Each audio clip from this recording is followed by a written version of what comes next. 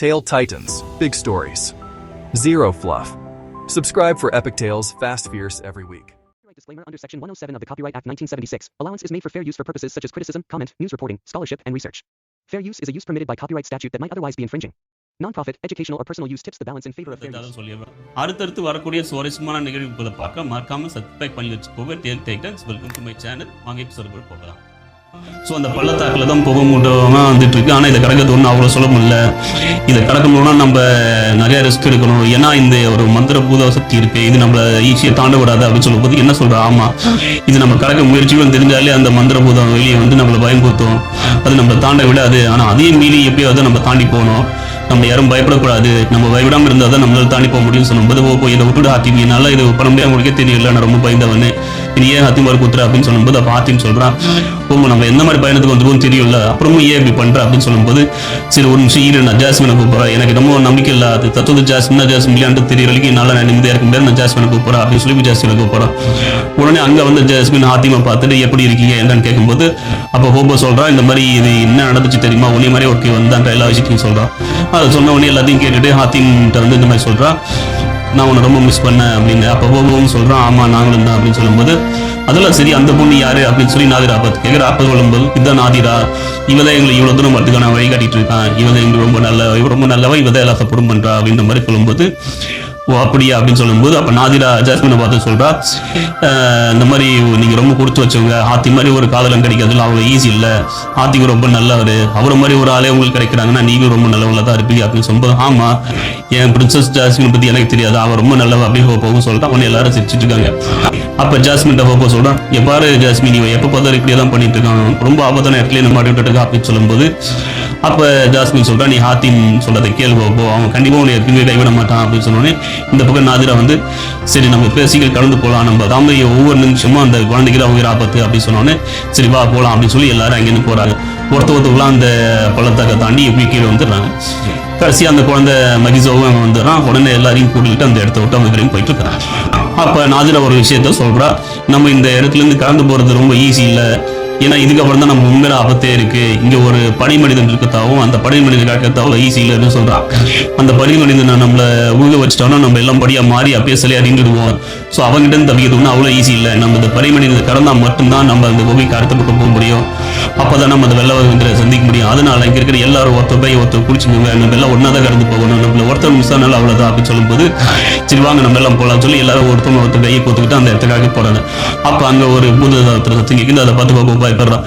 அப்போ ஹாத்திம் சொன்னா நீ எதுக்கும் பயப்படாது, இதெல்லாம் மாயதான், நம்ம பயன் குற்றத்தை இவங்க வேலையா அப்படின்னு சொல்லும்போது நாதிராவும் சொல்றோம், ஆமா நம்ம மட்டும் கொஞ்சம் பயந்தா கூட இருந்தா கூட அவங்க எல்லாரும் நம்மளை தாக்கிடுவாங்க அப்படின்னு சொல்லும்போது இந்த பக்கம் நஜ்மி இந்த ஜால்கிட்ட அந்த பாட்டு சொல்லிட்டு இருக்கான், இப்போ இவங்க போறது ரொம்ப ஆபத்தான பனி மனிதன் இருக்கிற இடம், அவங்ககிட்ட இருந்து தப்பிச்சதான் வரலாறே இல்லை, அவனை இவங்களால ஒண்ணுமே பண்ண முடியாது, இந்த வாட்டி கண்டிப்பா சொல்ற அவங்க கண்டிப்பா செத்துருவாங்க, நீங்க என்ன அந்த வாட்டி நம்பலாம் இருக்கீங்க அப்படின்னு சொல்றான்.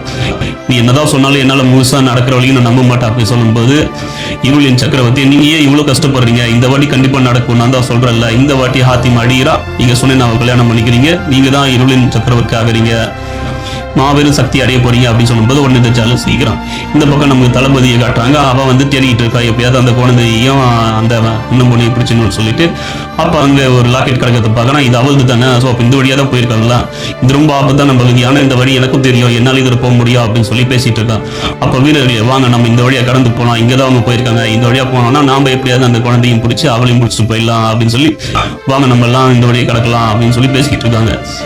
இருந்தாலும் தளபதி சொல்றதா இருக்கிற வீரர்கள் ஒரு மாதிரி தயக்கமெல்லாம் கேட்டுட்டு இருக்காங்க. இந்த பக்கம் நமக்கு நாதிராவை காட்டாங்க. நாதிரா எல்லாரும் கையை பிடிச்சி ஒன்னா அந்த குகைக்கு வந்து போயிட்டு இருக்காங்க. ஒரு இடத்துக்கிட்ட போகும்போது ஒரு பெரிய பூதம் வந்து அவங்க எல்லாரையும் திசைச்சுட்டு போயிட்டு இருக்கு. அப்ப நாதிரா சொல்றா, யாரும் கண்ணை திறந்து அந்த பூதத்தை நேர் பாத்துறாதீங்க, பாத்தீங்கன்னா அது நம்மளை கவர்ந்து போயிடும், அதனால யாரும் அது என்ன சொன்னாலும் நீங்க கேட்காதீங்க, அது சொல்றதை நீங்க யாருமே நம்ப வேணாம், அது நிறைய போய் சொல்லு, யாரும் அது சொல்றது காது கொடுத்து கேட்காதீங்க அப்படின்னு சொல்லிட்டு இருக்காங்க. உடனே எல்லாரும் கண்ணை மூடிக்கிறாங்க. அப்போ கண்ணை மூடிக்கும் போது அந்த பூதம் ஒவ்வொருத்தவங்களா வந்து ஒவ்வொருத்தவங்க பேசுது. அப்போ ஃபர்ஸ்ட் அது அக்கிரா கிட்ட தான் பேசுது. அக்கிரா வா போலாம், நான் நீ இருக்கிற இடம் இங்கே தேவையில்லை, அவனுக்கு பண்ண இடம் அங்கே தானே இருக்கு, உன் மக்கள் எங்கே வாழ்றாங்கன்றதை நான் சொல்றேன் அப்படின்னு சொல்லும்போது நாதிரா சொல்றா, அக்கிரா தயவு செஞ்சு கண்ணை தோந்துட்டு என்ன நடந்தாலும் கண்ணை தோறுத்தல, அதே மாதிரி அவன் தொடக்காம இருக்கான். பார்த்தா அந்த பூதம் போயிடுது. இந்த முறை அந்த பூதம் மகிழ்ச்சி பண்ணுது. அந்த குழந்தைகிட்ட வந்து பேசிக்கிட்டே இருக்கு. அப்போ உடனே ஆச்சின்னு சொல்றான், நம்ம இப்படியே போனா எங்க போய் முடியும்னு தெரியாது, சீக்கிரம் நம்ம அடுத்து எங்க போகணும் பார்த்து சொல்லு நாதிரா அப்படின்னு சொல்லும்போது அப்போ நாதிரா பார்க்கறா, என் கண்ணுக்கு ஒரு பனி பாறை தெரியுது அந்த பனிப்பாறை பின்னாடி தான் வழி இருக்கு அப்படின்னு சொல்லும்போது என்ன சொல்ற இங்க எல்லாமே முட்டு சந்து மாதிரி தானே இருக்கு அப்படின்னு சொல்லும்போது இல்ல இங்கதான் ஒரு பனிப்பாறை இருக்கு அந்த பனிப்பாறை உடச்சுன்னா அதுக்கு பின்னாடி வழி இருக்கும் அப்படின்னு சொல்லும்போது உடனே ஆத்தியும் போய் அந்த பனிப்பாறை கட்டி வச்சு இடிக்கிறான். அவன் இறுக்கிய பனி கொஞ்சம் கொஞ்சமா உடஞ்சிட்டு இருக்கு. ஆத்தியும் ரொம்ப முயற்சி பண்ணி ஒரே அடியா ஊங்கி இருக்கிறான். பார்த்தா அவன் சொன்ன மாதிரியே உள்ள ஒரு வழி இருக்கு. அந்த வழியை யாரோ கல்ல வச்சு அடிச்சிருக்காங்கன்றது தெரிஞ்சு ஆத்தியும் உடனே அடிச்சு உடைச்சிடான். எல்லா படிப்பாரையும் எல்லாம் உடனே வந்துட்டு அப்ப இதுக்குள்ள போனோம்னா நம்ம கண்டிப்பா போயிடலாம் நாதிரா சொல்றோம். சரி ஓகே வாங்க போலாம் அப்படின்னு சொல்லும்போது ஆனா அவ்வளவு ஈஸி இல்ல ஆத்தியம் இதுக்குள்ள போனோம்னா தான் அந்த பனிமனிதை வந்து நம்மளை குடிச்சிடுவா அப்ப நம்ம எல்லாரும் ஒரே வச்சிடும் அப்படின்னு சொல்லும்போது உடனே ரூபா சொல்லும் நான் போறேன் அப்படின்னு சொல்லிட்டு போறோம். பார்த்தா அதை அடிச்சு தாக்கி வெளில தள்ளிடுது. உடனே இதுல இருந்து எப்படி தப்பிக்கிறது அப்படின்னு கேட்கும்போது ஹாத்திம் தன்னோட வாளை எடுத்து அந்த வாயில வச்சு ஒரே குத்துனா பார்த்தா அந்த சக்தி எல்லாத்தையும் அந்த வாளை உறிஞ்சிக்குது. ஸோ அங்க இருக்கிற எல்லாத்தையும் அந்த வாள் உறிஞ்சதுனால அவங்களால தாங்க முடியாத சக்தியை அவங்களை போட்டு ஆடிக்கிட்டு இருக்கு. இப்ப அண்ணன் ஒரு விஷயத்த பார்த்து சொல்றோம். அந்த பனிமதினோட படிப்படை பின்னாடி தான் வந்துட்டு இருக்கு. நம்ம இப்படியே நின்றுட்டு இருந்தோம்னா நம்ம எல்லாரும் உறைஞ்சிடுவோம். அதனால நம்ம எப்படியாவது உள்ள போனா சொல்றா. இந்த பக்கம் அக்கிரா சொல்றான் என்னை பத்தி நீங்க கவலைப்படுறீங்க நீங்களாம் உள்ள போங்க நான் எப்படியாவது இந்த பனிம சக்தியை தடுத்து இங்கே நிக்கிறேன் அப்படின்னு சொல்லும்போது ஆத்தியும் சொல்றான் முடியவே முடியாது எல்லாம் ஒன்னாதான் போனா போய் சொல்லும்போது நம்ம ஒன்னா போறது முக்கியம் இல்லை ஆத்தியம் அந்த குழந்தைய கொண்டு போய் சேர்க்கத்தான் முக்கியம் அப்படின்னு சொல்லிட்டு ஆகிரா இருந்து ஓடிடுறான். ஆத்தியம் ரொம்ப கத்தி பார்க்கறான். ஆனால் அக்கிரா வரல. உடனே நாதிரா சொல்ல வேற வழி இல்லை ஆத்தியம் நம்ம போய் தான் அவனவா போலாம் அப்படின்னு சொல்லும்போது அக்கிரா அந்த பனிமனிதன் அனுப்பிச்சுட்டு அந்த பனிப்படை நோக்கி போயிட்டு இந்த பக்கம் அவங்க எல்லாரும் அந்த குகைக்குள்ள முயற்சி பண்ணி போயிட்டு இருக்காங்க. எப்படியோ அவங்க எல்லாரும் அந்த குகைக்குள்ள போய் கொஞ்சம் கொஞ்சமா உள்ள அணைஞ்சது உடனே அங்க 2 வழி காட்டுது. அதுல எந்த வழியில போறோம் அனுப்பிட்டு கேட்டா அவ இந்த வழிதான் அப்படின்னு சொல்லிட்டா உடனே எல்லாரும் அந்த வழியை நோக்கி போயிட்டு இருக்காங்க. ஆனா அந்த பனிமனிதன் இன்னும் அந்த படிப்பாறை அனுப்பிச்சு விட்டது அக்கிரா நோக்கி வந்துட்டு தான் இருக்கு. அக்கிரா நேரா போய் அந்த படிப்பாறைக்கு முன்னாடி நின்று என்னைய தாண்டி போ அப்படின்னு சொல்லி அந்த பனிப்பாறை முன்னாடி நின்று தடுத்துடுறான்.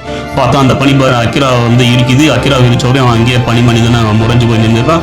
இந்த பக்கம் டீம் ஓபோ எல்லாரும் அந்த குகைக்குள்ள அடுத்தடுத்த வழி எங்க இருக்குன்னு பார்த்து ஒவ்வொரு வழியா தேடி அடுத்தடுத்து போயிட்டு இருக்காங்க.